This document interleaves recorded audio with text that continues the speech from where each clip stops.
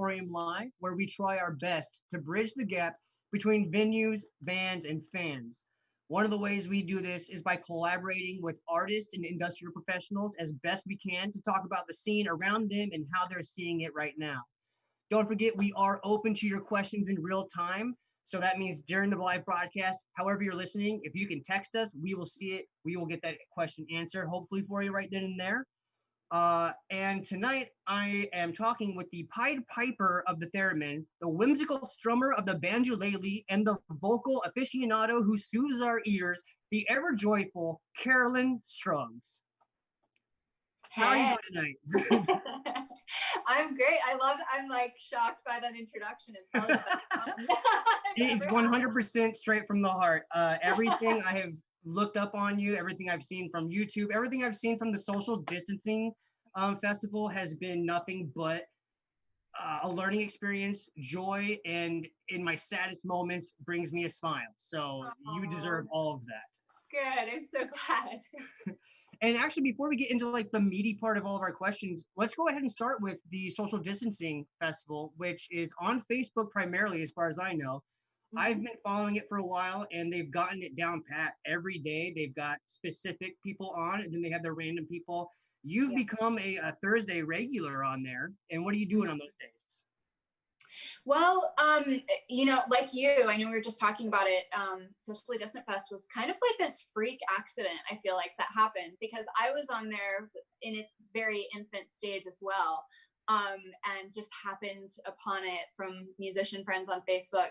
And I had tuned in and actually began with my banjolele. I was playing just folk songs. And I just like started getting a lot of views and I was like, huh, this is interesting. And ever since then, I've just been able to use it as a platform because I am a professional musician, was doing that for my livelihood, and then the pandemic struck, and of course that exploded. And so it was like this automatic transition. It was such a blessing because I couldn't, like, all of my gigs in one day just like got canceled. So I couldn't have that source of connection with people. And then it was just like, you turn and there's an actual platform that people have eyes on and are really truly engaging with. And so it's just been such a cool thing. I think the best thing about it is it's one of the only online, everyday, all the time festival things happening where it's literally a fun group of people. Even just the spectators are all nice to each other. They're nice to the performers. I was on the other day watching this, had to have been like a 16, 17-year-old kid, and he was just lip syncing songs he was playing on his iPhone, and everyone loved it. It was great because he was happy, we were happy. It was wonderful. Like, there was nothing wrong with the whole experience, you know? And we need more of that. We need more of that out there. Absolutely. Yeah, I really think that that's the only thing that's keeping me on social media at the moment, really, is I'm like, I don't want to stop doing Socially Distant Fest. It's the only source of positivity right now that's like a little beam of light.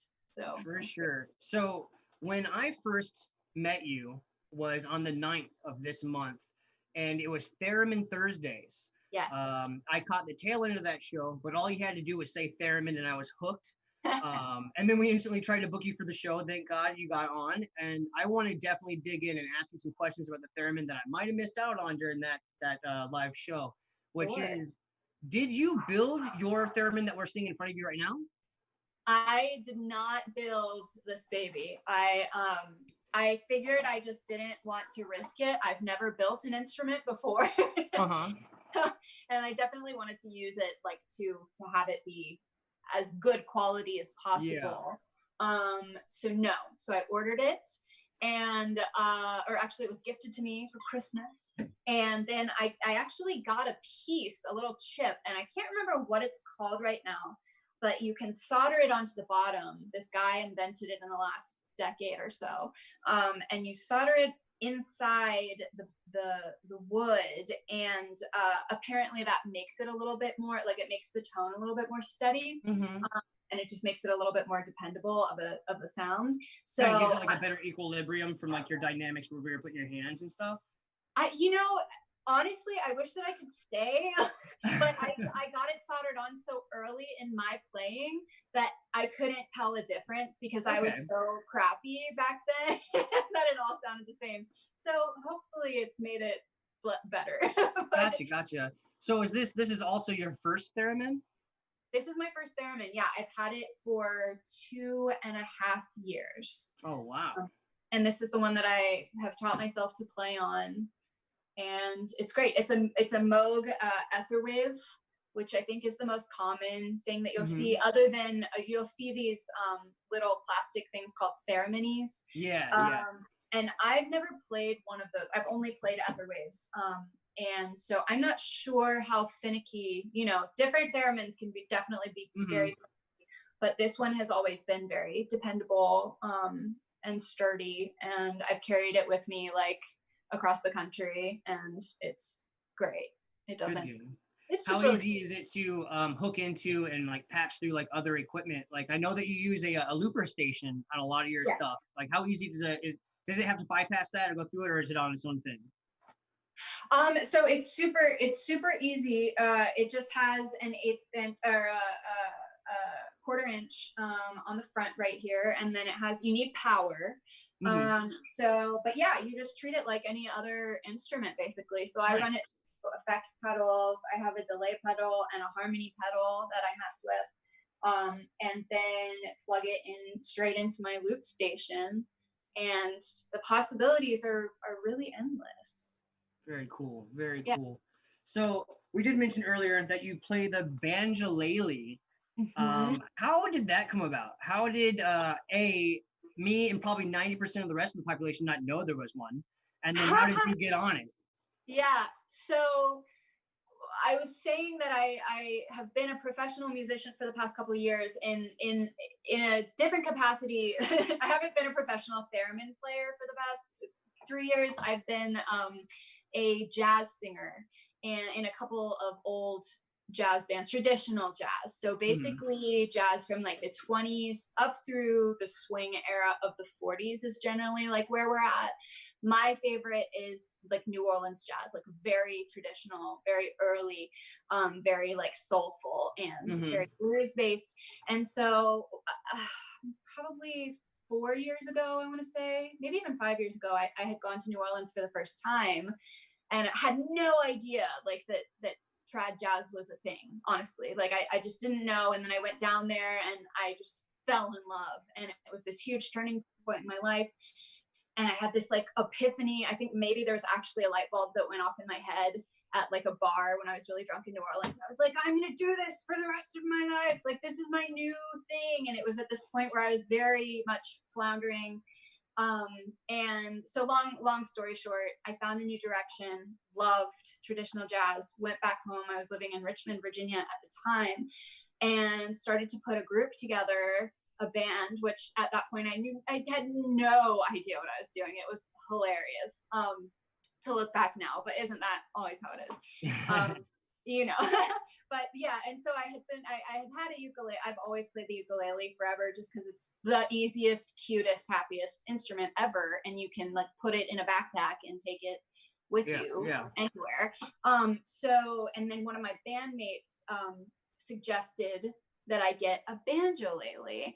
And so I did, or he actually bought one, and I liked it, and he was letting me play it, and I liked it so much that I just paid him for it.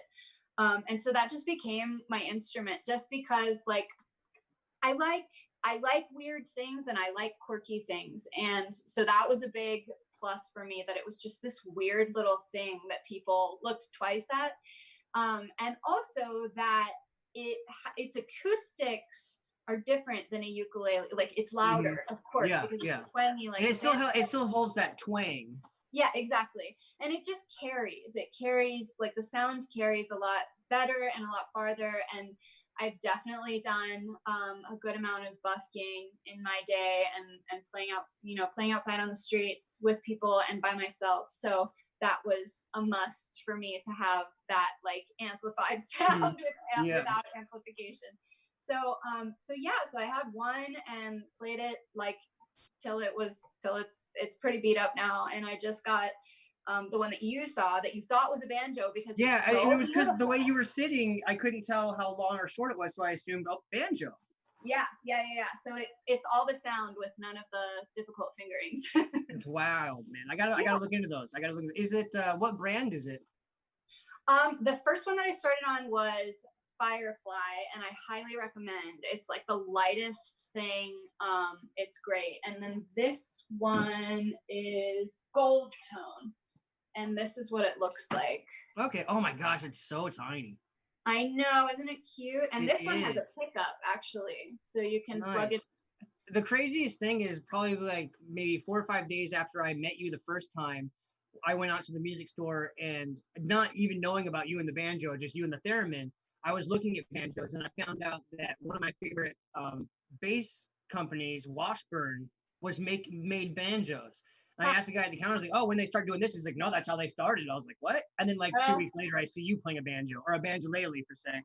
Like, yeah, so that's pretty funny. So yeah, I guess I'm destined to get into one or the other now. There you go, or both.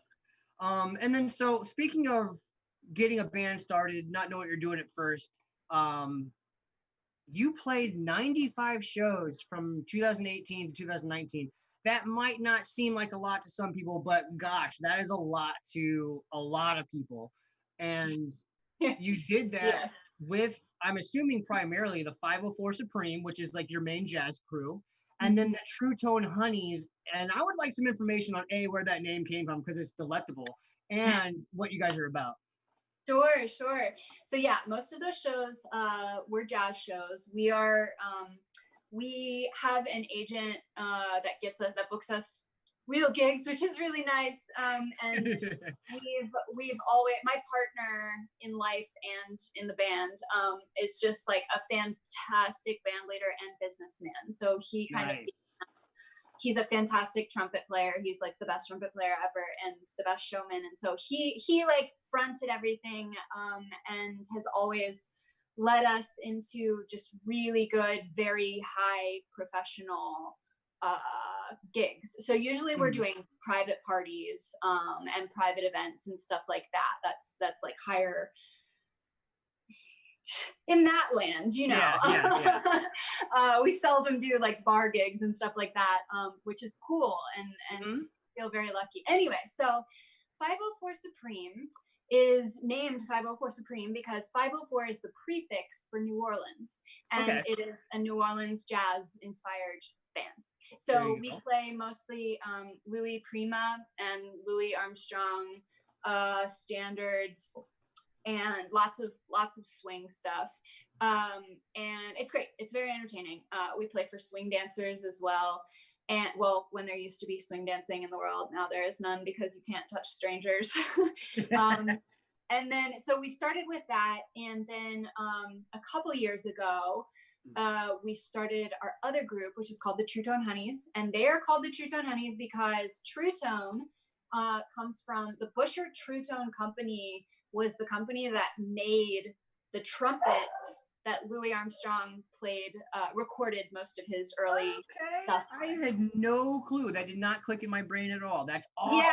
Yeah. So when Matt, my partner, and I were kind of like going back and forth on names because this was like our brainchild, I had the Honeys. I was like, I want to be some kind of Honeys. Like, what can we do? And everything was just so cheesy. And then he was like, what about True Tone? And I was like, oh, yeah. Because it has like that double meaning of like, it's three women and we are doing super tight, like old jazz swing harmonies from old female trio groups, like the Andrews Sisters. But honestly, sorry, that's my puppy. Oh, good. She's probably barking at herself. But actually we go earlier back to, usually we're doing Boswell Sisters, which are they're this trio of badass ladies from New Orleans. They were very famous throughout the 30s, and they actually inspired a lot of the jazz badasses that would come after them. Like Ella Fitzgerald went to see them and was very influenced by their music. And they did a lot of crazy cool arrangements of jazz and like spirituals. They were just like insanely talented. So everybody should go look up the Boswell Sisters. But yeah, so we sing that kind of stuff. We dance. We do like old dances, like the Tranky-Doo and the Shim Sham. And and we just have a good time. And it was a very busy couple of years, I guess, from 2018 to 2019. It's weird to think about it now because there's nothing on our calendar. Like it's crazy. It's like a different life. Is your partner in crime also staying busy with online stuff as well, or is he just back writing and setting up stuff for when it comes to? So, well, actually, when I first started on Socially Distant Fest in whenever it was like March, maybe April, we have this old 1973 Winnebago camper, and it's super cool. And he lives in North Carolina, and so I'll go see him, and we'll stay in the camper. And so that was like how we got our start on Socially Distant Fest. Was I would go down there and he would play with me, and we would do old trad jazz. Oh, nice! Him on his trumpet, and then we both sing. And it's like we play songs that are kind of familiar to people, and then we play songs that like nobody in our generation would have ever heard, but like have so much soul. It's like that music you can't help but like feel it, and it feels so good. Like it makes you feel so good. So we did that for a while, and he's been pretty busy lately, but he's working on a few creative projects as well. So to tag on what you just said there about, it might be music or songs that are out of the blue, people aren't going to recognize it or anything like that, but they're going to feel it, is the best way you could have described that, because there is a lot of your original music, specifically like the stuff that you have on your SoundCloud and whatnot, and more so than that, where you have this amazing ethereal freakiness to every buildup that you are doing. But as soon as it all comes together through your looper, through your theremin, through your little piano, through your voice, it is very comfortable and accepting. I love it because I hear that eeriness and that subtle like kind of creep out, but there's also this extraordinarily bright beauty of it that is very warm and welcoming. And I think that's what draws me most to your music. So good. And because I just said that, I was going to hold off one of these questions for later, but I need to know, have you ever listened to Evelyn? I feel like somebody told me to one time, and maybe I listened to like one song, like not really paying attention. Do I need to? Right on, cool. Well, I'm telling you to listen to them again. Okay. All right. I will. Good deal. So on your webpage, where you've got a whole bunch going on, and I think your webpage is CarolineScruggs.com, but correct. From there we can find the Wild Folks Shop. Can you tell me a little bit about that, because it is adorable? Sure, thanks. So it came about, and this is actually you can go to wildfolkart.com, and that's the shop. So I have a small side business doing art, and what I do is I paint animals, some wild animals and some custom pet portraits of animals playing instruments. And I came up with it at the beginning of the pandemic, or maybe it was winter, that I had this idea, and I was like, oh, wouldn't it be cute if Lila, stop. I think she's literally just like barking, talking to herself. Because she probably thinks that's what you're doing also. What's funny is, this is how it started. I'll tell you. So she's on my CD. Okay. You can see. So that's my dog Lila, and she's playing my banjo-lele. Nice. Sitting on a chair. So I had this idea because one of my songs is about Lila, my dog. And I made this painting, and I was like, I love this. Like, I want to make more of these. And then I had this idea to paint animals that are native to my home state of Virginia. So like East Coast kind of animals playing instruments that you would traditionally find in Virginia. So AKA like bluegrass and folk instruments. So I have, and actually I'll show you fine people, because I have cut up. Oh my gosh, I love it. This is the little trash panda playing a little washboard. And then I have one more right here. I don't know why I have these. They're from like prototypes of designs that I was doing, but Here's the little fox playing the banjo. Oh yes, I've seen that one. That's great. That's The great. fantastic fox. So yeah, so I have a little quartet of these little Virginia wild animals playing in a little folk band, and that was successful. And I started a shop right when the pandemic hit, because I was like, you know what, I'm just gonna do this and see where it goes, and got great feedback on it. And so I began delving into doing custom pet portraits for people. Beautiful. Yeah, so you just basically, people commission me to paint their pet or pets multiple, and then they tell me either like what they want their pet to play, or I can decide that for you as that like is great. A psychic person to know. Yeah.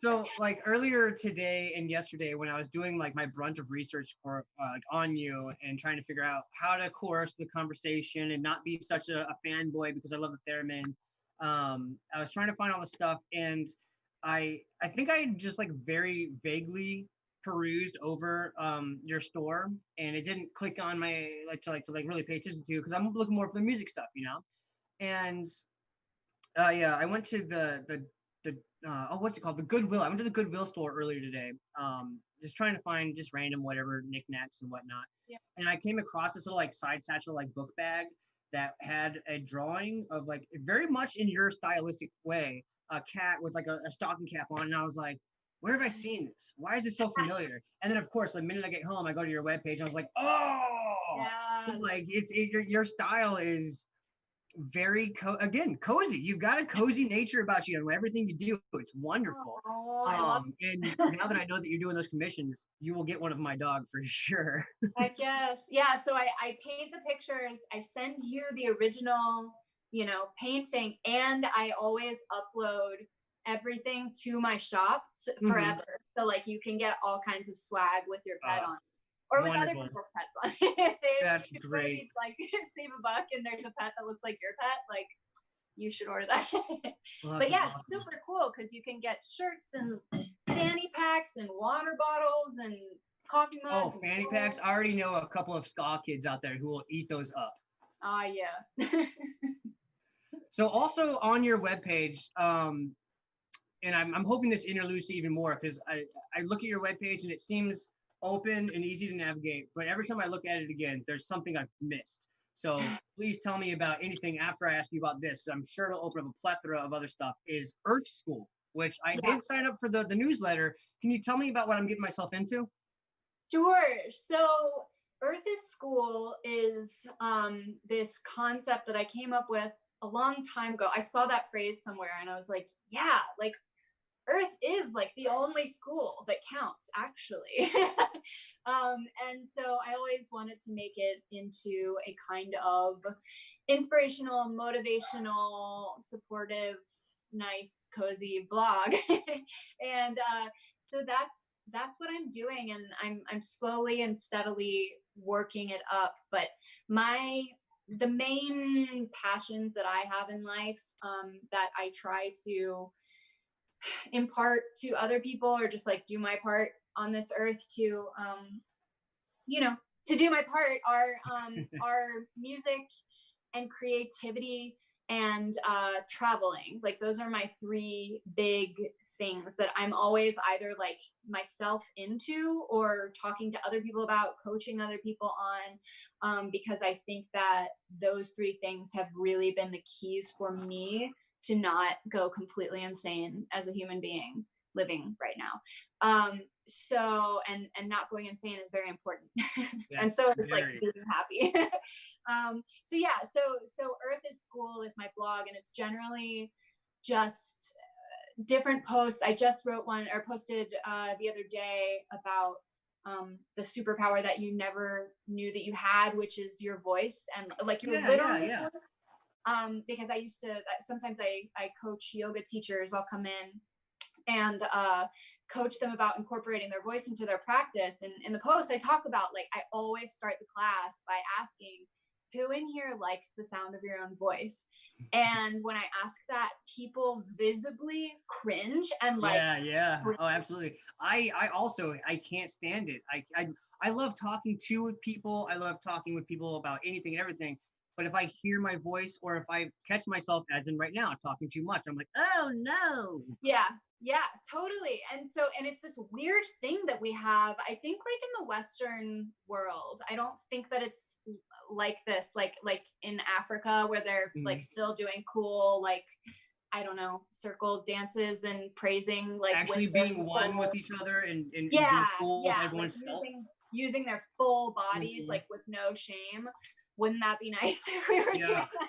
But yeah, I think that we take for granted the power of our actual voices, and it's only getting more of a slippery slope the more that we are communicating only through like virtual, like with just typing. Yeah. It's becoming we're becoming farther and farther from the power of the voice.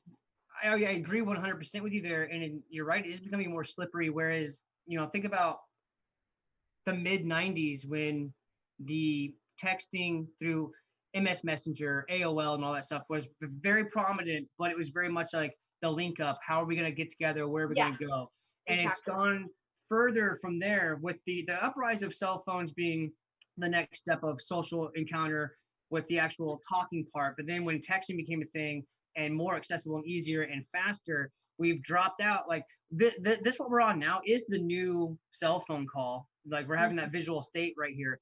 But sadly enough, this might also go away. Like we're getting back to hieroglyphs with personal contact. And then when someone wants to meet up in a large group physically, you might reach out to 20, 30 people and get 4 of those people to show up because it's going to be too awkward to be around that many people. And and that has nothing to do with even just the COVID thing. That's just our general psyche these days. Right. Totally. And the thing is, I think that I love that there's this movement going on right now that is about like body acceptance and like loving your body, and that I think that for the most part, like our perception is changing at least a little bit to have like a healthy, like focusing on health versus like looking like ridiculously magazine-ish.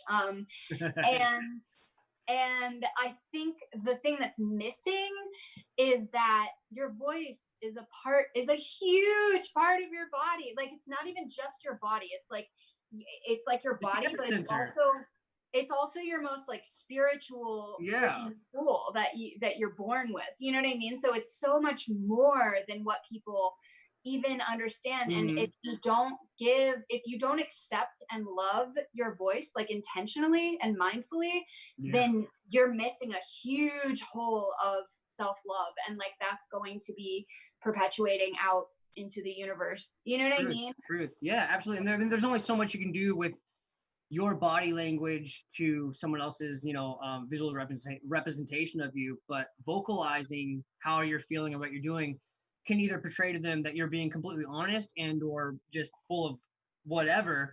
And also they'll be able to pick up your emotions much easier. Like the body language thing and texting is so easily misconstrued, but someone's vocal, even just through our conversation right now, like we're both already going through ups and downs of emotions of just our calm, happy, and like plateaus, and it's really hard for people to imagine that on a normal, unless they're at work, sadly.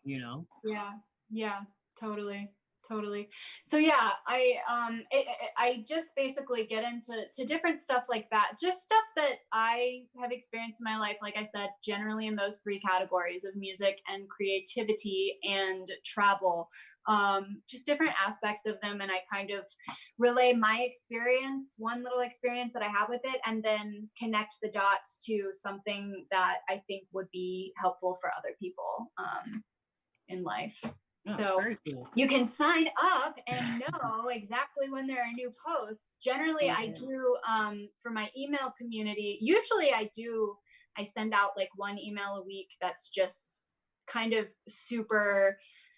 either like super supportive or super inspirational. I always share something that I've been like looking at or creating, or if I have a new video or a new song up, I always share that.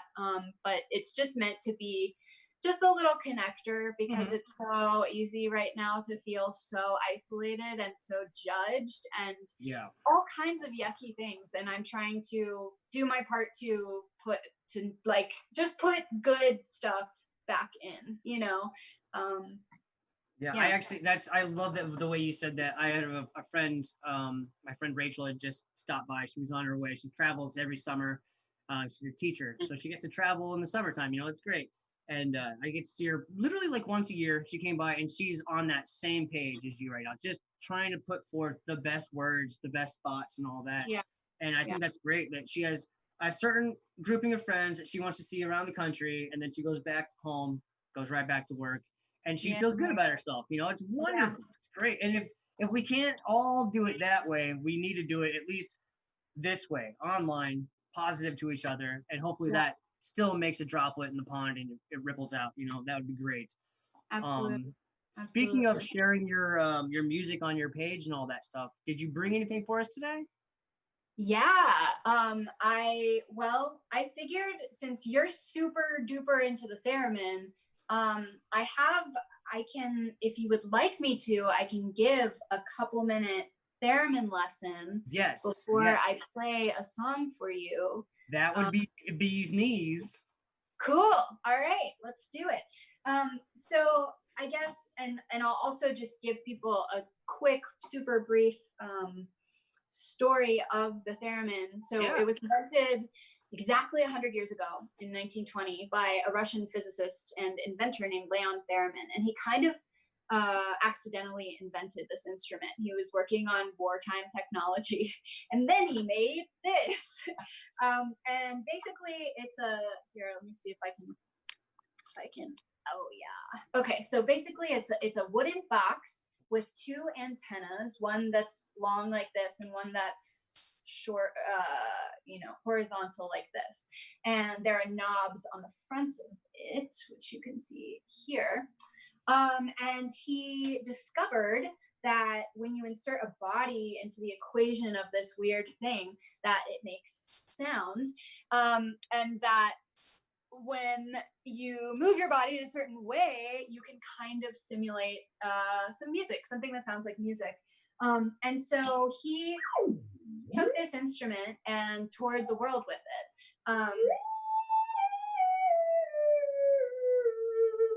And it has this very, very ghostly, right? Like very it's like so beautiful. It is the best. It is the best. It has a very voice-like quality, a very haunting quality. But probably my favorite part about it is that, besides it having a voice-like quality, because I'm first and foremost a singer, is that it has such a range of the tone that it can make. So if I just switch around these knobs, I can make it have different kind of voices. Like I'll show you. So here's where it is right now. And then I switch one. And then I switch. Is that the Wizard of Oz?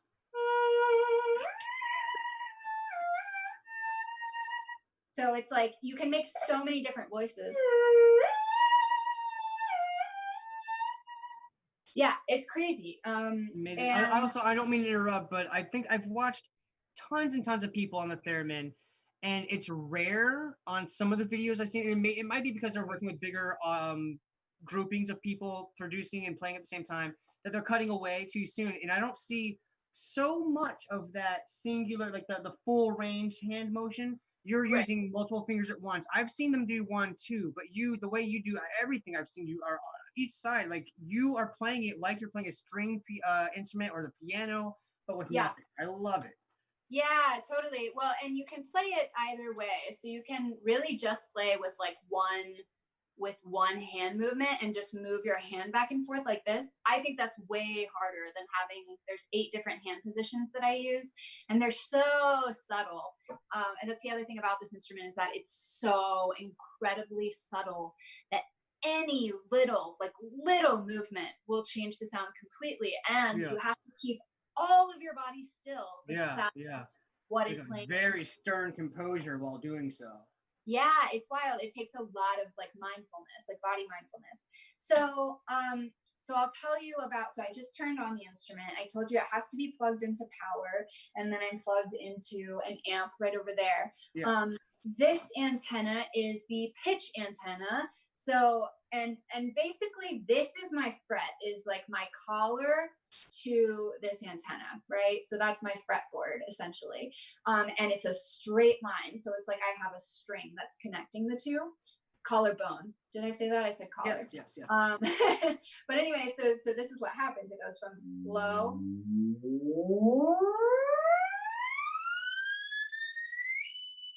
to high. And really the range is kind of endless. It just depends on the quality of your amp, but there are so many octaves that you can hit with this. It's insane. And then the second antenna over here is the volume antenna, which you might have picked up on. So that for that, I raise my hand up. And it also gives you some nice like accentations, you know. But yeah, so you have this kind of like this way and this way movement that you have to master with it. It's definitely a little bit difficult, but once you get the hang of it, you know, hopefully it's very, very hard. I've done this for a long time, hours and hours and hours, and I'm still just like at the tip of the iceberg for me. Yeah. But yeah, and then I told you that I have, you know, these different hand positions, and yeah. Okay, so that's the intro theremin lesson, and I actually have a 6-minute theremin lesson video on my YouTube channel. If you go there, it's kind of entertaining and fun. We will definitely link that. We will definitely link that for you for sure. Cool. So yeah, do you want to hear a song? I have been only talking to you so I can hear a song, to be honest. Okay. Cool. Well, I have to tell you the premise of this song. Okay. Before I play it. And actually, man, a bunch of my songs have really interesting stories. So this one, I went on a road trip across the United States about a month ago to run a half marathon right outside of Zion in Utah. I saw that, yes. Yeah, and actually the story of this particular song is one of my latest videos that I posted on YouTube that's behind the scenes of my road trip. So I won't talk too long about it, but essentially this song is called Altitude Sickness. It was written somewhere in Arizona in the middle of nowhere at a campsite outside of my tent at like 7 a.m. Nice. And it took me about 2 hours to write. It was definitely inspired by the landscape. Have you ever been like out to the high, like Arizona, Utah? I personally have not, no. Oh, okay, well you have to go, but also just be aware that altitude sickness is a real thing. Fair enough. Thank you very much. So yeah, so here's what I wrote. Dun, dun, dun, dun. Let me tune up really quick.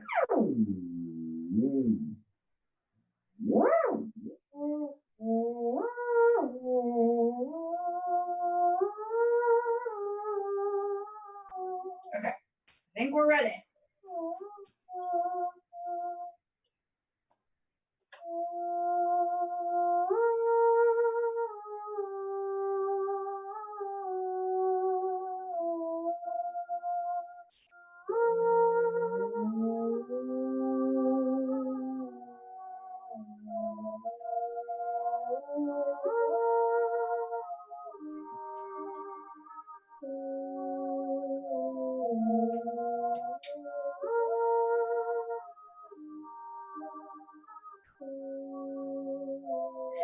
Last night in the cold, cold sweat, I awoke with a pounding head, and pulsing seemed to be your name. It's a symptomatic wonderland where the consequences haven't caught up just yet, and I'm simply happy, no one but myself to blame. I was afraid to diagnose through the internet. You know how it is that's how it is these days. So I grabbed a really, really old dictionary, turned to the very first page, and there it was, in black and white, the explanation for the sickening high. It's a strung out, shameful, sorry, sad to admit. Maybe you give me altitude sickness. You give me altitude sickness.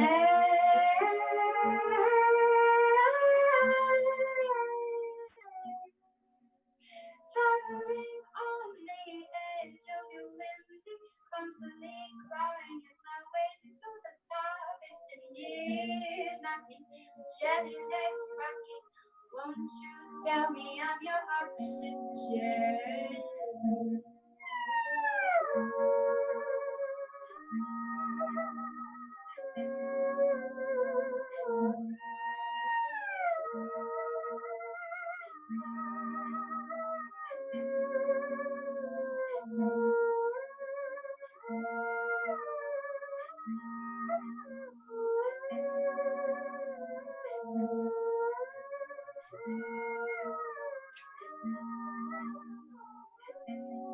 And there it was, in black and white, the explanation for the sickening high. It's a strung out, shameful, sorry sight to witness. And there it was, in black and white, the explanation for the sickening high. It's a strung out, shameful, sorry sight to witness. Baby, you give me altitude sickness.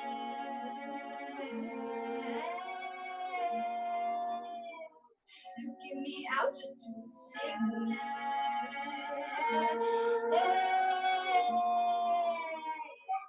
You give me altitude sickness.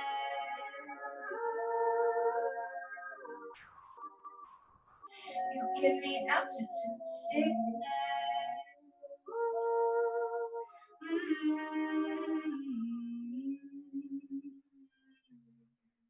Oh, thank you so much. That was so fun. So fun. Thank you. And the whole lesson before it was a blessing. Thank you. I'm going to watch my own show 5 times so I can hear that over and over and over. I love that. Thank you so much. That brought joy. That I haven't been that happy on a show since we had Greg Roy on, and he played live for us. And he, if you haven't heard who he is, he's got some of the best new school, old school sounding reggae coming out right now. He's a wonderful, wonderful guy. So wonderful. Thank you so much for doing that. Of course. I'm going to touch real quick on a few questions, and then I know that we do have a video from you as well, and we'll get to that here in a few.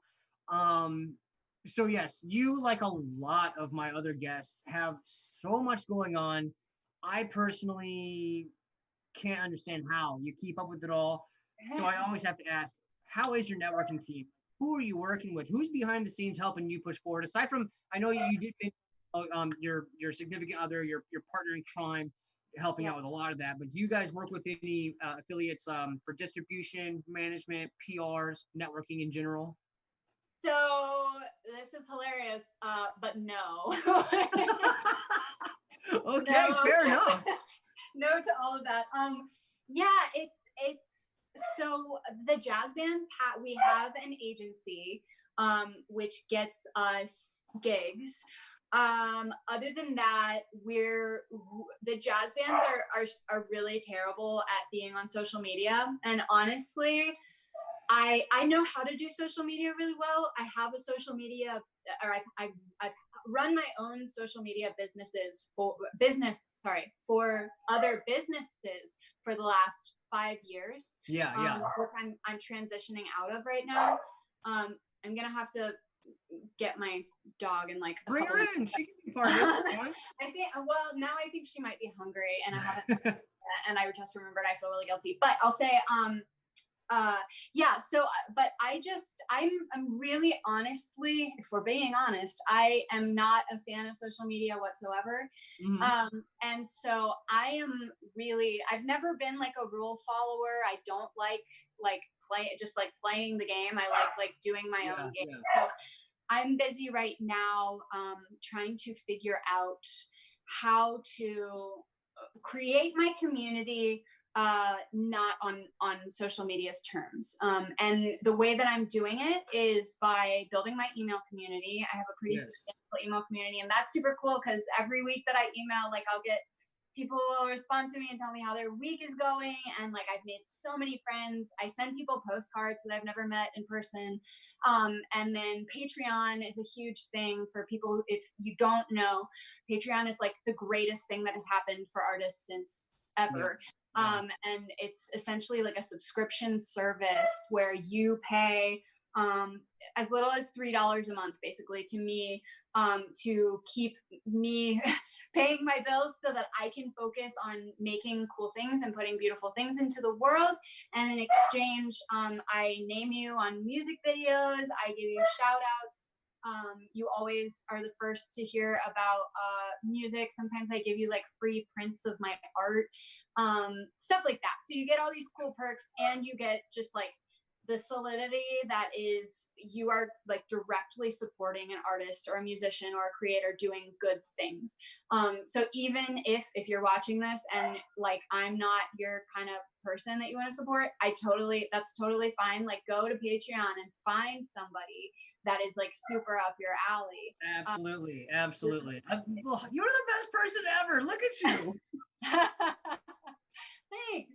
But yeah, so I'm trying to, so I'm at 21 patrons right now. I just started it again when the pandemic hit, like, and my life turned upside down. I was like, F it, I'm just going to start everything that I've ever been doubtful about.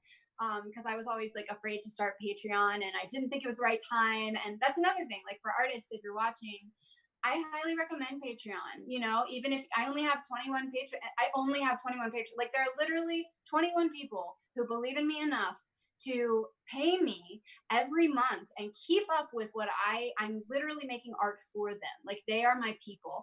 And once I get to 30 patrons, I am going to start like a monthly Zoom chat party fiesta thing where people can just ask me questions basically about like music or creativity or anything, and we can have cool discussions and about life and love and all of the things, because I'm so intent on creating real connections in a supportive community and not doing it by social media's rules. And so that's really what I'm doing. As far so I hate to like I really don't have any PR stuff going on. No, that's great. No, like honestly, you're answering the question somewhat better and crazier in the best way, because now people are saying, okay, because there's a lot of people out there who are seeking that. There's a lot of people out there who have it, and they can give us information on how it's working for them, what part's not working for them, blase. For you to just outright be like, no, not me, and then give me that much information, thank you. Because there are going to be people out there who are going to look at this and be like, that's amazing, I'm going to try it. And if it doesn't work out, they have other options. Or they're like, that's dumb. They're going to keep going what they're doing. If it doesn't work out, like, well, you remember Scruggs? And they're going to try that. So thank you. No worries. Well, and I will say, I think that a big reason like that you can rationalize it is, at least for me personally, social media takes so much out of my soul and my energy bank that I just can't afford. Like it doesn't, the value doesn't match up. I'm not getting as much value as I'm getting like detriment to my creative. Okay, yeah. And so that's another huge thing that I wish that people would take into account more when they're thinking like, oh, I couldn't possibly not like be on these things where I get exposure and people see me and I get engagement, I get followers. It's like, first of all, how beat down are you getting, and how empty is your soul getting because you're on these things that like it doesn't matter if people follow you, because by that time you're empty. And then, you know, number two, like I just had a brain fart. I had a really good point. Man, this happens to me when I get loud and passionate. No, it's okay. It's okay. It's all right. But you get the gist. You get what I'm saying, and I just think, oh, I remember that. And this is one of the things I'm creating this e-course right now. That gives information to musicians and songwriters and singers in particular that like haven't necessarily been doing this professionally for years, or maybe they have and they just still kind of feel like shit. Sorry, I don't know if I can cuss. No, it's okay. You're the guest. Cool. I have this huge potty mouth. But you know, I think that there is a lot to say about taking care of yourself mentally and spiritually, not only as a human, but as a musician and an artist. And it's really freaking hard these days. Your art, the thing that you were meant to do, is suffering for it. So you have to ask yourself eventually, like, what is success to you? Like, what do you need from this? Because, and are you doing it in the most effective way? Are you going down the right path for you? Because I think that too often it happens that we just don't question it. We decide what we're going to do. We're like, yeah, I'm going to be a massive like musician. And then we just do what everybody else is doing because that's what we think that we have to do. I'm here to tell all of you, you don't have to do shit. Like first of all, decide what is important to you. Like, why are you doing this? For me, it's because I can't live without connecting with people. I feel like I have been given certain gifts and that it's my duty to, as Caroline, to share those. And so that's what fuels me. And that doesn't take social media, and it doesn't take like a bunch of other things. Like, it doesn't take PR. It only takes very little, and it takes true connection to people and making people feel seen. And I forget it all the freaking time. Like, I get really depressed and really anxious because it's so hard when culture is freaking yelling at you like, no, you're wrong. This is what you have to do, blah, blah, blah, blah, blah. And you're like, ah. And of course, we're the most sensitive creatures as musicians. Yes. So, so hard to turn that off. But you have to be diligent. And honestly, the more that you're off social media, the more easy it is to turn that shit off. You know what I mean? Yeah. So I'll step off my soapbox, but that's you're fine. You know what? We're definitely going to make sure that I always say this to all the guests, but I'm going to make sure I put your soapbox to the side because I want you on again, and I'll keep it clean and right where you left it, so that when you come back, you can step right back on it. Yes. But I got two little personal questions for you real quick, and then we're gonna play out the rest of the show with your video from, I believe, was your tryout for the NPR Tiny Desk, correct? That is correct. Yes. And I'm so stoked about it. I've actually watched this maybe like 5 times. I love it. Why you're not actually on there is beyond me. You will be hopefully soon with the whole group and all that, but we'll get to that in a minute. 2 questions before we get there. My producer's looking at the screen like he's mad, like, Wally, shut up. But we're gonna do these 2 more questions, all right? So some of the times I see you play on Social Distancing Fest and in your videos, you have a little toy piano. And now in my head, it's the blue one, so it's got to be like a little toy Yamaha, right? No, it's a child's piano. It is Melissa and Doug, which is like how did I not guess that? Okay, I'm an idiot. Okay, I bought it on Facebook. Should have went for. Because I could hear it and I was like, it doesn't sound like a toy Yamaha, but it must be a toy Yamaha. So okay, I should have child's toy. So okay, based on that, have you ever heard of Magnus organs? No, I don't think so. People are probably going to hear this, and if we actually have anyone listening, which we do actually sometimes, but this is probably the first time that they'll rip into me. If anyone's listening who knows anything, if I'm correct, their Magnus is from, it's either Switzerland or Germany, but they make these toy organs that have been around since forever. I think the most expensive one, even though they're like vintage now, I think the most expensive one is $160 because it's got an oak base to it. But they're just really regular, plug into the wall, runs its own air bellows, and it makes organ sounds. And some of them are a little more abstract than others, but they've got maybe 45 or 60 different under their catalog, and they're cheap. They're so cheap. You can get them used. You can find them in old, like, estate sales and stuff. And I think you would love them. Please look them up. Listen to them.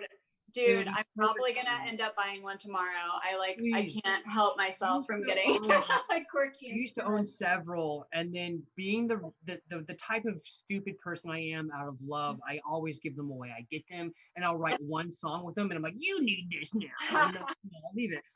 The best one I had was I had a modded version of the Oak Cask one. And it had 4 different levels for pitch controls and elongations of the keys and all that stuff, how the bellows would work. And based on where I was living at the time, I don't care. I'll say it out loud. It got infested by roaches. The house didn't have roaches, but they were living in there. There was something in that machine they loved. So every time you would turn it out, that had to go. And then so second one is based on just your joyfulness and the way you act and all that. I need to know, have you ever heard of the comedy trio Stella? I don't think so. Okay. When we get off here, so no one else gets it, send me your P.O. box or anything like that. I'm going to mail you the DVD box set of Stella, my favorite comedy troupe in the world, and I really do think that you and your people will enjoy it. Cool. All right. So with that said, thank you so much. And we're going to go ahead and end this show with her tryout for NPR's Tiny Desk. It's a music video and it's beautiful. It sounds wonderful. And please stick around and listen to the whole thing. All right, guys. We'll talk to you soon. Thanks.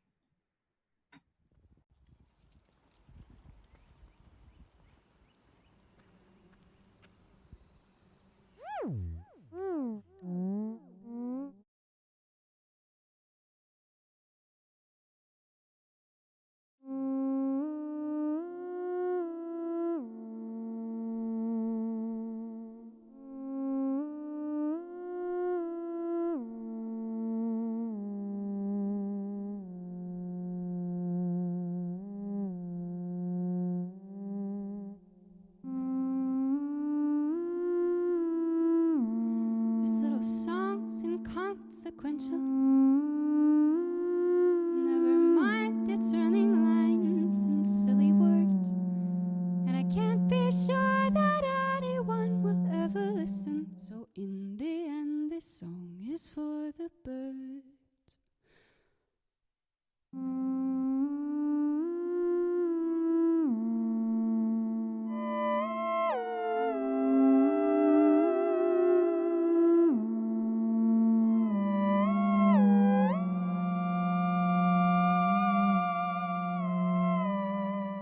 Bird song through the trees, gentle bones defying gravity. I think you all deserve some music too. And I'll never know if this song meant anything, so I'll just sing to you.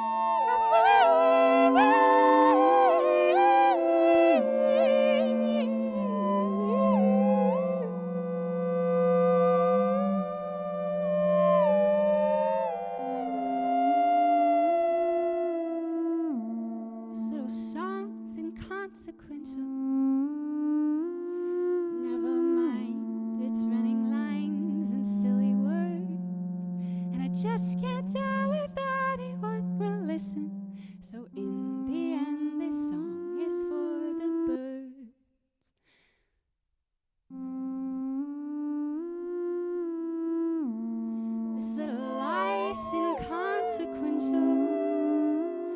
Never mind its fuzzy lines and weighted words. And I just can't tell if any of it matters. So in the end, this song is for the birds. Bird song through the trees, gentle bones defying gravity. I think you all deserve some music too. And I'll never know if this life meant anything. Bird song through the trees, gentle bones defying gravity. I think you all deserve some music too. And I'll never know if this life meant anything. And I can't be sure that anyone will ever listen. And I just can't tell if any of it matters. And I'll never know if this life meant anything.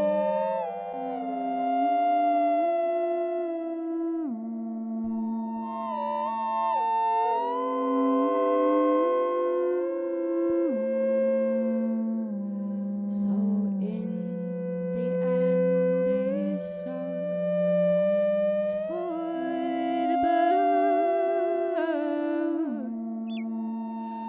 for the birds,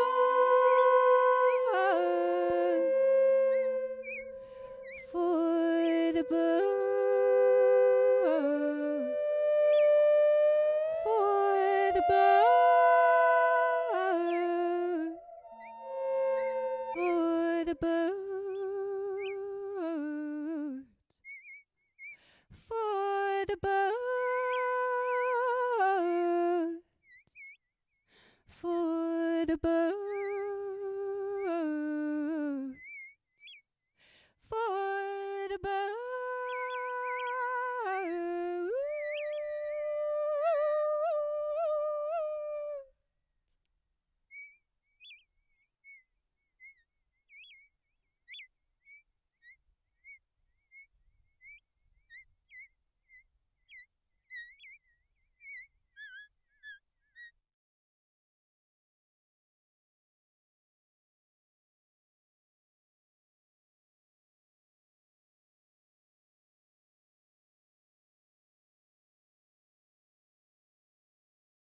All right, welcome back, everybody.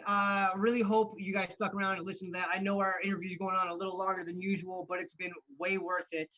I'm having way too much fun. I don't want to stop this interview. I wish that song was 10 minutes longer and while it was playing. I've had too much fun tonight. Caroline, I hope you've enjoyed yourself.